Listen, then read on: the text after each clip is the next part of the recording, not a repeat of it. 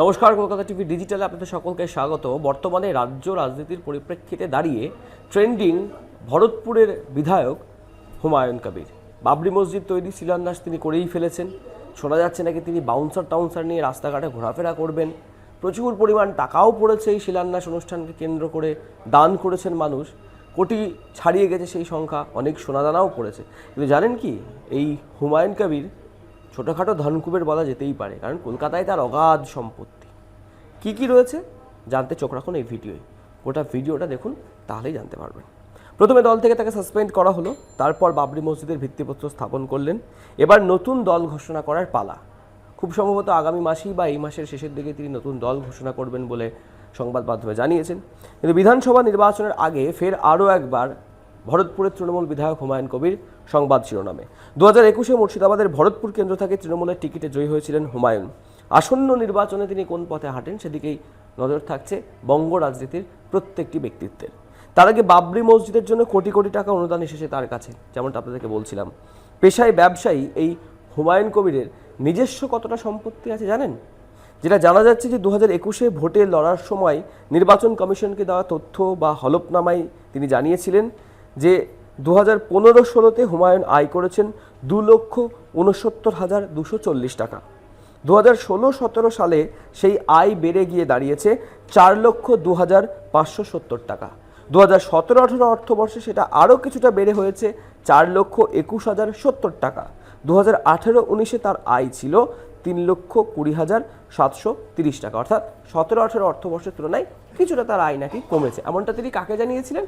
নির্বাচন কমিশনকে যাওয়া হলফনামাতে।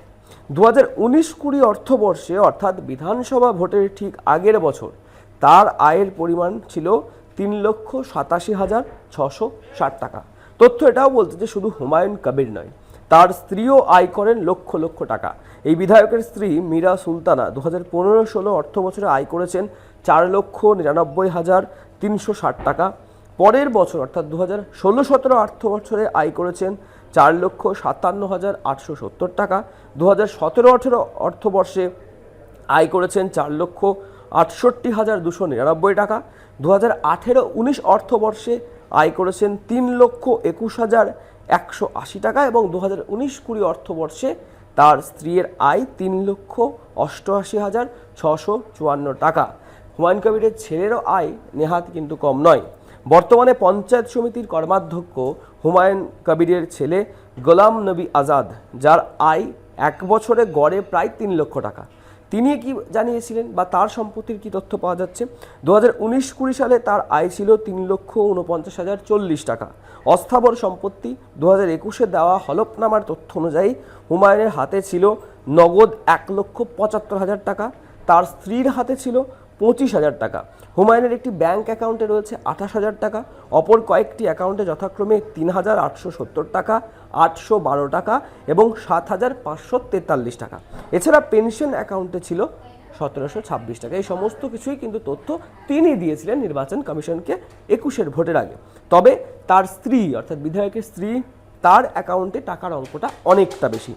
যেটা জানা যাচ্ছে যে মীরা সুলতানার অ্যাকাউন্ট, দুটি অ্যাকাউন্টে ছিল যথাক্রমে 2,86,000 টাকা এবং আরেকটি অ্যাকাউন্টে ছিল 44,000 টাকা। কতটা বিনিয়োগ করেছেন হুমায়ুন আয়ের থেকে সেটাও নিয়েও কিন্তু প্রশ্ন উঠেছে একাধিক ক্ষেত্রে। এবং 4,63,000 টাকার একটি জীবন বীমা ছিল হুমায়ুন কবিরের নামে এবং উল্টো দিকে 3 লক্ষ ও 2 লক্ষ টাকার আরও দুটি বিমার কথা উল্লেখ করা ছিল সেই সময়কার হলফনামায়। 50,000 টাকা করে 3টি LICও আছে হুমায়ুনের। এবার আসছি লোনের ক্ষেত্রে বা আর কোনো গাড়ি বা অ্যাসেট কিছু রয়েছে কিনা। 4,46,000 টাকার একটি লোন নিয়েছিলেন হুমায়ুন কবির।